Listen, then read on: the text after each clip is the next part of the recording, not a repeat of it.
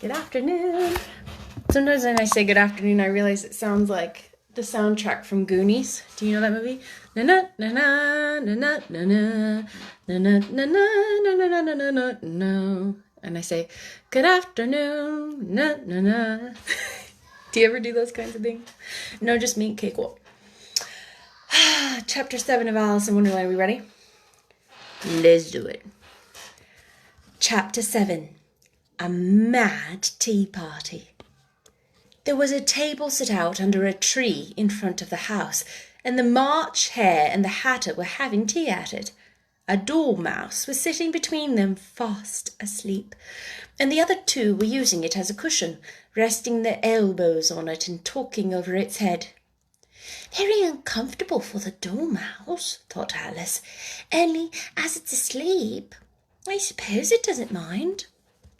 The table was a large one, but the three were all crowded together at one corner of it. No room, they cried out when they saw Alice coming. There's plenty of room, said Alice indignantly, and she sat down in a large armchair at one end of the table. Have some wine, the March Hare said in an encouraging tone.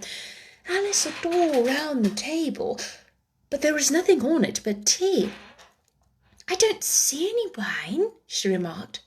There isn't any, said the March Hare. Then it wasn't very civil of you to offer it, said Alice angrily. It wasn't very civil of you to sit down without being invited, said the March Hare. I didn't know it was your table, said Alice. It's laid for a great many more than three. Your hair wants cutting, said the Hatter. He had been looking at Alice for some time with great curiosity, and this was his first speech. You should learn not to make personal remarks, Alice said with some severity. It's very rude. The Hatter opened his eyes wide upon hearing this, and all he said was, Why is a raven like a writing desk? Come, we shall have some fun now, thought Alice. I'm glad they've begun asking riddles. I believe I can guess that, she added aloud. Do you mean that you can find out the answer to it? Asked the March Hare. Exactly so, said Alice. Then you should say what you mean, said the March Hare. I do, Alice hastily replied. At least, I mean what I say. That's the same thing, you know. It's not the same thing a bit, said the Hatter. You might as well say that I see what I eat is the same thing as I eat what I say. You might as well just say, added the March Hare, that I like what I get is the same thing as I get what I like.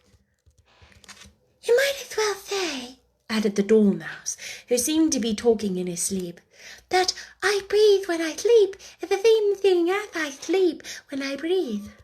It is the same thing to you, said the Hatter. And here the conversation dropped, and the party sat silent for a minute, while Alice thought over all she could remember about ravens and writing desks, which wasn't much. The Hatter was the first to break the silence. What day of the month is it? He said, turning to Alice. He had taken his watch out of his pocket and was looking at it uneasily, shaking it every now and then and holding it to his ear. Alice considered a little and then said, The 4th.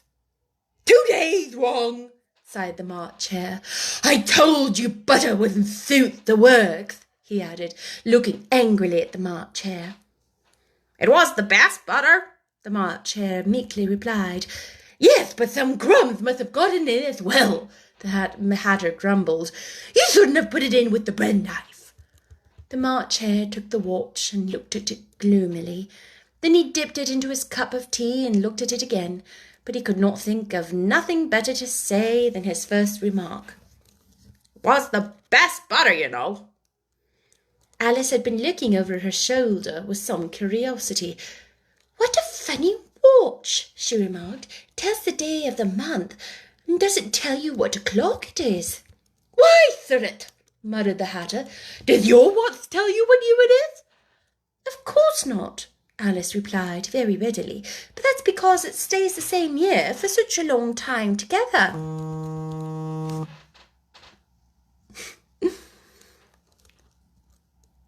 What is just the case in mine? Said the Hatter. Alice felt dreadfully puzzled. The Hatter's remark seemed to have no sort of meaning in it, and yet it was certainly English. I don't quite understand you, she said, as politely as she could. The Dormouse is asleep again, said the Hatter, and he poured a little hot tea upon its nose. The Dormouse shook his head impatiently and said, without opening its eyes, Of course. Just what I was going to remark myself. Have you guessed the riddle yet? The Hatter said, turning to Alice again. No, I give up, Alice replied. What's the answer? I haven't the slightest idea, said the Hatter. Nor I, said the March Hare. Alice sighed wearily. I think you might do something better with the time, she said, than waste it in asking riddles that have no answers. If you knew time as well as I do, said the Hatter, you wouldn't talk about wasting it. It's him. I don't know what you mean, said Alice. Of course you don't, the Hatter said, tossing his head contemptuously. I dare say you never even spoke to time. Perhaps not, Alice cautiously replied. But I do have to beat time when I learn music. Ah, that accounts for it, said the Hatter. He won't stand beating. Now, if you only kept on good terms with him, he'd do almost anything you liked with the clock. For instance, suppose it were 9 o'clock in the morning, just time to begin lessons. You'd only have to whisper a hint to time, and round goes the clock in a twinkling. 1:30, time for dinner. I only wish it was, the March Hare said to itself in a whisper. That would be grand, certainly, said Alice thoughtfully, but then I shouldn't be hungry for it, you know. Not at first, perhaps, said the Hatter, but you could keep it to 1:30 as long as you liked. Is that the way you manage? Alice asked. The Hatter shook his head mournfully. Not I, he repeated. We quarrelled last March, just before he went mad, you know, pointing his teaspoon at the March Hare. It was a great concert given by the Queen of Hearts, and I had to sing. Twinkle, twinkle, little bird, how I wonder where you're at. You know the song, perhaps? I've heard something like it, said Alice. It goes on, you know, the Hatter continued, in this way. Up, up, off the world you fly, like a tea tray in the sky. Twinkle, twinkle. Here the Dormouse shook itself and began to sing in its sleep. Twinkle, twinkle, twinkle, twinkle, twinkle, twinkle, and went on so long that they had to pinch it to make it stop. Well, I'd hardly finished the first verse, said the Hatter, when the Queen jumped up and bawled out, He's mattering the time! Off with his head! How dreadfully savage! Exclaimed Alice. And ever since that, the Hatter went on in a mournful tone, he won't do a thing I ask. It's always 6 o'clock now. A bright idea came into Alice's head. Is that the reason so many tea things are put out? Because it's always 6 o'clock?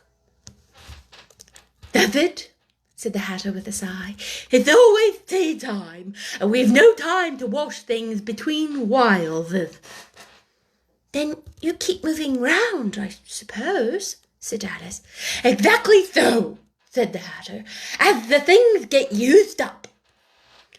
But what happens when you come to the beginning again? Alice ventured to ask. Suppose we change the subject,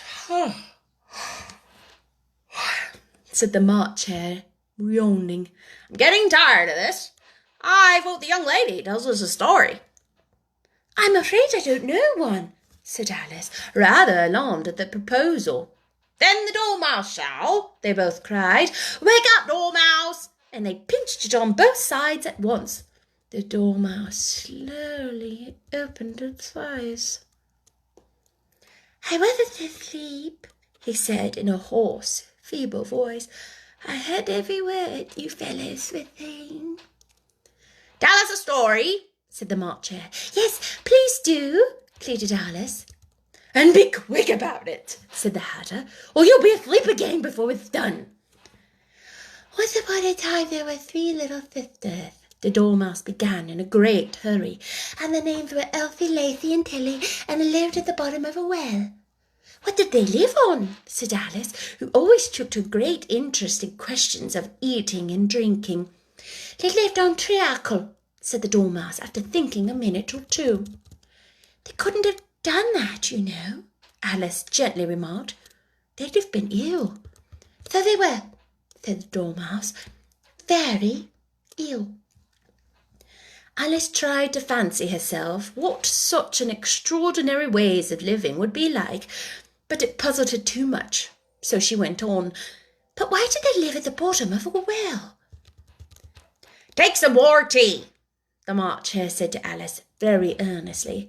I've had nothing yet, Alice replied in an offended tone, so I can't take more. You mean you can't take less, said the Hatter. It's very easy to take more than nothing. Nobody asked your opinion, said Alice. Who's making personal remarks now? The Hatter said triumphantly. Alice did not know what to say to this, so she helped herself to some tea and bread and butter, and then turned to the Dormouse and repeated her question. Why did they live at the bottom of a well? The Dormouse again took a minute or two to think about it, and then said, It was a treacle well. There's no such thing, Alice was beginning very angrily, but the Hatter and the March Hare went shh, shh, and the Dormouse sulkily remarked, If you can't be civil, you'd better finish the story yourself. No, please go on, Alice said very humbly. I won't interrupt again. I dare say there may be one. One indeed, said the Mouse indignantly. However, he consented to go on. And so these 3 little sisters, they were learning to draw, you know. What did they draw? Said Alice, quite forgetting her promise. Treacle, said the Dormouse without considering at all this time. I want a clean cup, interrupted the Hatter. Let's all move one place on. He moved on as he spoke, and the Dormouse followed him. The March Hare moved into the Dormouse's place, and Alice, rather unwillingly, took the place of the March Hare. The Hatter was the only one who got any advantage from the change, and Alice was a good deal worse off than before, as the March Hare had just upset the milk jug into his plate.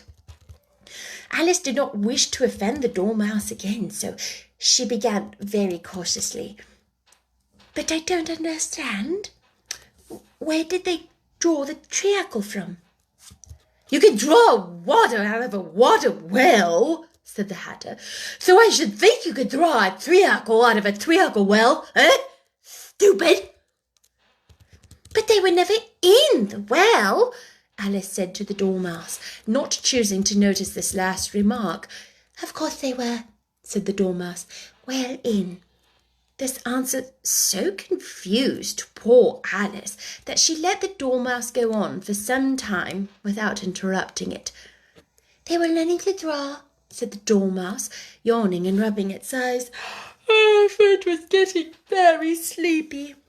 And they drew all manner of things. Everything that begins with an M. Why an M? Said Alice. Why not? Said the March Hare. Alice was silent. The Dormouse had closed its eyes by this time and was going off into a doze. But on being pinched by the Hatter, it woke up again with a little shriek and went on. that begins with an M that says mouse traps and the moon and memory and munchness. You know the things much of muchness? Did you ever see such a thing as a drawing of muchness? Really? Now you ask me, said Alice, very much confused. I don't think... Then you shouldn't talk, said the Hatter. This piece of rudeness was more than Alice could bear. She got up in great disgust and walked off. The Dormouse fell asleep instantly, and neither of the others took the least notice of her going, though she looked back once or twice, half hoping they would call after her. The last time she saw them, they were trying to put the Dormouse into the teapot. At any rate, I'll never go there again, said Alice as she picked her way through the wood. It's the stupidest tea party I ever was at in all my life. Just as she said this, she noticed that one of the trees had a door leading right into it. That's very curious, she thought. But everything's curious today. I think I may as well go in at once. And in she went. Once more she found herself in the long hall and close to the little glass table. Now I'll manage better this time, she said to herself, and began by taking the little golden key and unlocking the door that led into the garden. Then she went to work by nibbling at the mushroom. She had kept a piece of it in her pocket till she was about a foot high.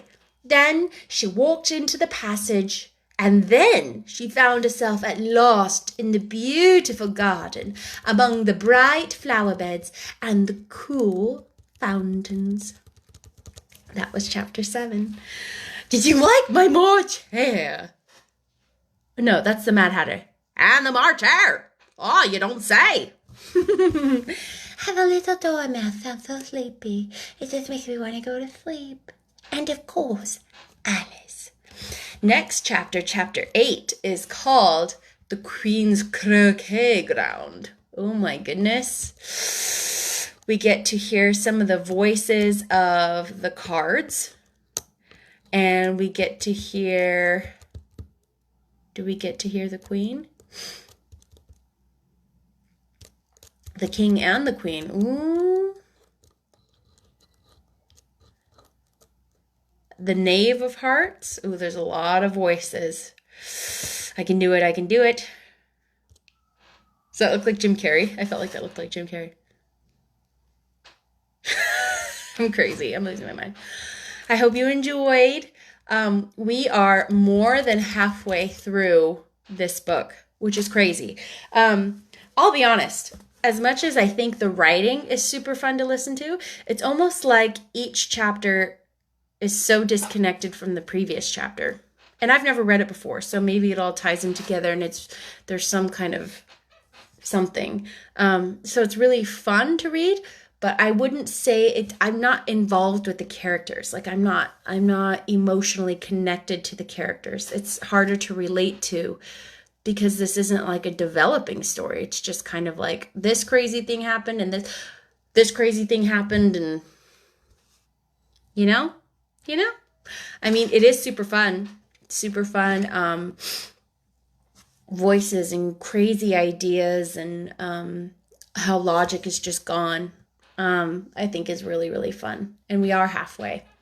I want you to start thinking about what we're going to read next. Maybe more of an adult book. And again, by adult, I don't mean like adult content, beware. I mean like a Jane Austen. I don't know how many of you are listening with your kids, but if it's mostly a kid-centered / family-centered, but with kids audience, then doing that wouldn't really make sense. If it's mostly, did you hear I said that? If it's mostly adults, then Persuasion or Pride and Prejudice would be fantastic. So I want you to think about that. If who you are as a watcher, as a viewer, help me know what that is, kind of what category you fit into, if it's something you enjoy with children. Like I know there's a lot of families, or if it's something that you watch on your own, like maybe we take 2.5 weeks or so just to read one adult book and then go back to kids. But anyway, hope you enjoy. Bye.